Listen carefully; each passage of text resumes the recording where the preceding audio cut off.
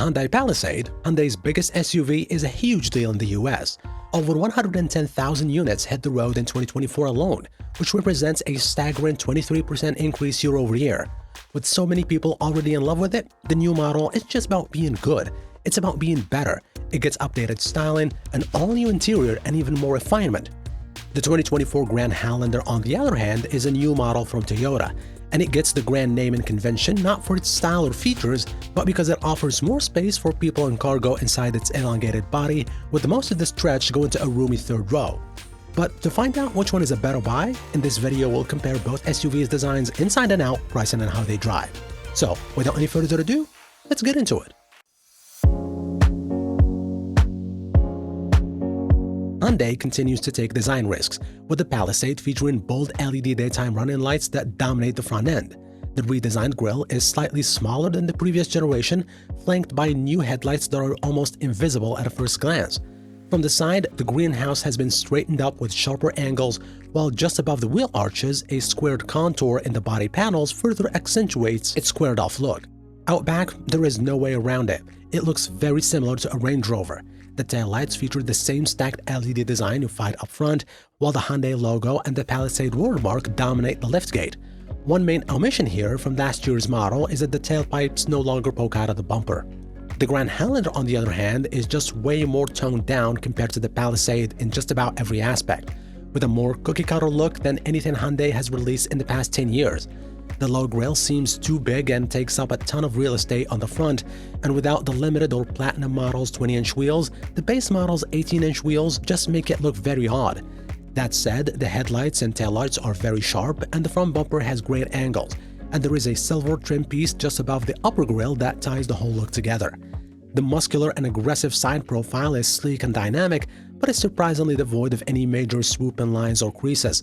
Around the back, LED taillights extend into the tailgate, which is handsomely sculpted, and dual rear exhaust outlets are integrated into the rear bumper, adding a touch of sportiness to the design.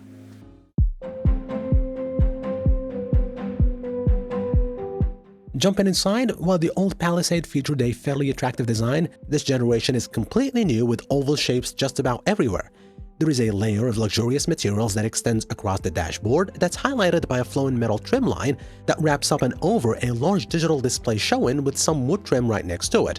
A panoramic curved single piece of glass houses 12.3-inch displays, replacing the old model's separate design, putting it more in line with other Hyundai SUVs such as the Tucson. The new screens are a big change from the 2025 model, so they had to redesign the dashboard. The vents are now contained within individual oval surrounds instead of spanning the entire width of the dash. Another change is in the center console, which offers a double-door center stack with an open tray in the lower part for extra storage, while the wireless charging pad now integrates a cooling fan when using wireless Apple CarPlay and Android Auto. The Grand Highlander's interior is again mostly gray. The Platinum model uses plenty of high-quality leather, while the base models opt for pleather instead. With the former, the seats, door panels, and center console and dash are all covered with genuine stuff, even higher up where most people don't usually touch. And Toyota opted for rubberized buttons and controls instead of metal dials common in other SUVs. The only questionable thing is the interior trim options. Both the faux wood and geometric black plastic look can feel cheap for an otherwise premium cabin, but when it comes to design, the Palisade just looks more luxurious. Every Grand Highlander gets a standard 12.3-inch touchscreen with Toyota's audio multimedia system. The home screen is clean, responses are smartphone quick, and wireless Apple CarPlay and Android Auto make connecting your phone a breeze. The Limited and Platinum models boast a bigger 12.3-inch digital instrument cluster as opposed to the base 7-inch unit. But it's just too busy. Speed, maps, road signs, and power delivery on the hybrid model all clutter up the cluster to an annoying level.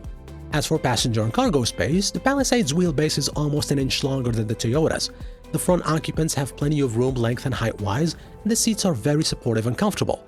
The second row is just as spacious with some of the best figures in the segment, and the captain's chairs offer great support. Legroom in the Palisade's third row is fairly limited, making it less ideal for tall adults in the back. As for cargo space, behind the third row there is 18 cubic feet. With the third row folded, the space grows to 45.8 cubic feet, or 86.4 with the second row folded, making it smaller than Toyota across the board. As for Toyota, the Grand Highlander seats are soft with solid bolstering and plenty of space in every direction for the front two rows. Climbing to the second row and the captain's chair suffer from somewhat limited support, especially for tall passengers, with 3 inches less legroom than the Palisade. Third row access is impressively easy with slide-in seats and is big enough for 2 adults that are actually tall to sit comfortably for long periods of time. Headroom and legroom back there are especially good compared to the Palisade. As for cargo space, it boasts the second best cargo figures behind the third row, a healthy 20.6 cubic feet. Fold it and you get 57.9 cubes, and with all the seats down, you get best-in-class 97.5 cubes, making it bigger than the Palisade across the board.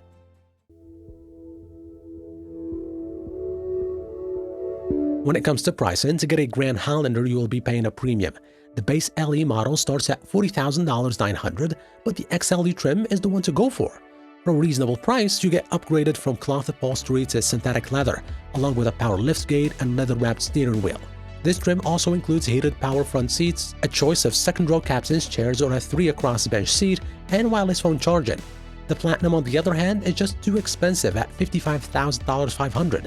As for Hyundai, the 2026 Palisade SE starts at $39,200, but the mid-range SEL Premium is the one to go for. It adds many of the SUV's best tech and luxury features, adding USB-C ports in the third row, heated and ventilated front and second row seats, and Hyundai's most advanced driver assistant features. Most of the other trims are just not worth it for the price that you pay.